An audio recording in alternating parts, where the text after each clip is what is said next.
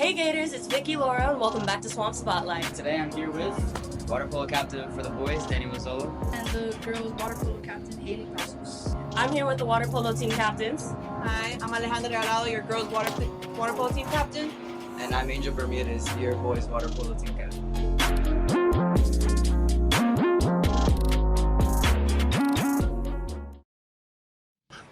From one captain to another, how does building a sense of teamwork go about with your water polo team? The teamwork, it's a team sport. It's not individual sport. So team is the most number one thing that we go for. So when it comes to like building it up, you have to have communication, talk to each other, make a good bonding experience with your team, not just bland like strict rules like laughs and stuff like that. As long as you just keep communicating in the game, keep on telling your teammates how to play and everything, you just end up building good teamwork and good team bonding. I know water polo can get pretty competitive. So when it comes to you guys individually as captains, what are like the different approaches you guys take when it comes to just keeping your head in the game when things get a little heated in the water? I am number one on fair games. I do not like tugging, I do not like pulling. It's and because in a water sport you actually can drown. Like it's dangerous. Dangerous game. There's lifeguards on duty and everything. I try to be as good as I can with sportsmanship. You're a goalie. But like still like people get aggressive with the goalie too. So. I totally get it, yeah. In what ways has being a captain kind of helped you guys grow in the sport and as people? For me, it's like having that, like being that example figure for people, especially like for younger kids like freshmen and all that stuff. Like you kind of become that person that like they can come to or like they can trust, and it's just like nice because like you help them like break out of their shell. So being a captain is a lot of work. It's a lot of responsibility, leadership position, no one expects it to be easy. It's a lot of emotional investment. Mm-hmm. So when it comes to the emotional side of water polo, like how do you guys go about managing that? Like when, let's say something, you guys lose really bad, you guys were having offensive communication. How do you work with managing your emotions with your team? So I first don't start off getting mad or angry at my girls. I talk to them after the game and sometimes my coach too, and then we just be like, this needs to be done. Because every quarter we tell each other, this needs to be done. Girls, I know we're going down by a point, but I need 5 more points.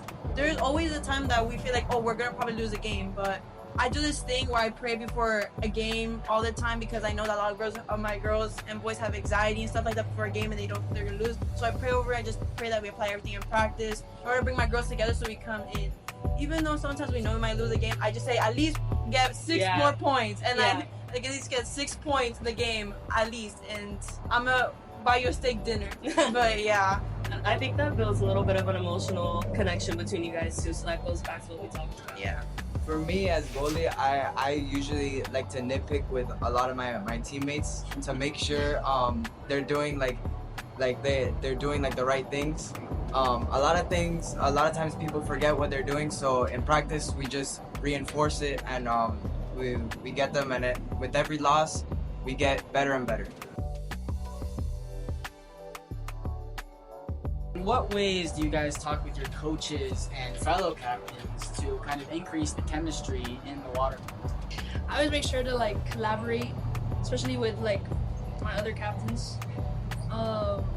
Just like see what we can improve and talk to the teammates. Just like make sure everything's like collaborative and like joint.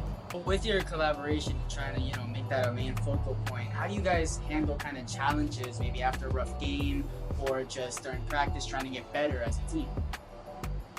We tend to always, I kind of like to keep like a positive mindset when it comes to everything, even when it's when it's a downfall in the team. So like when we lose a game, or I like to always keep a positive mindset and take always a little bit of a negative aspect from the positive.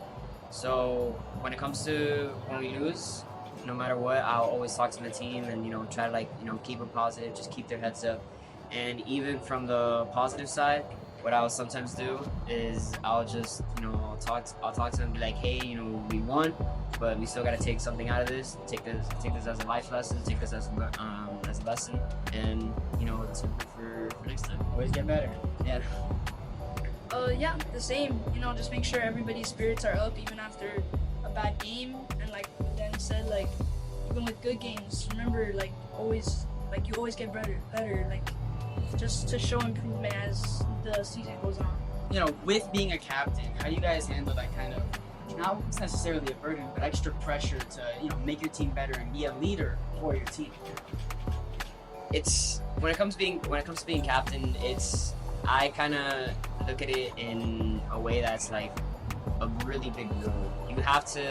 You have kind of, like you said, more pressure on you, and you kind of have to be more of like the calming, I would say, like the calming person on the team. When somebody gets a little too heated, you'd be like, hey, you know, like calm down, keep your head up, and then, you know, keep moving forward as a team and progress as a team.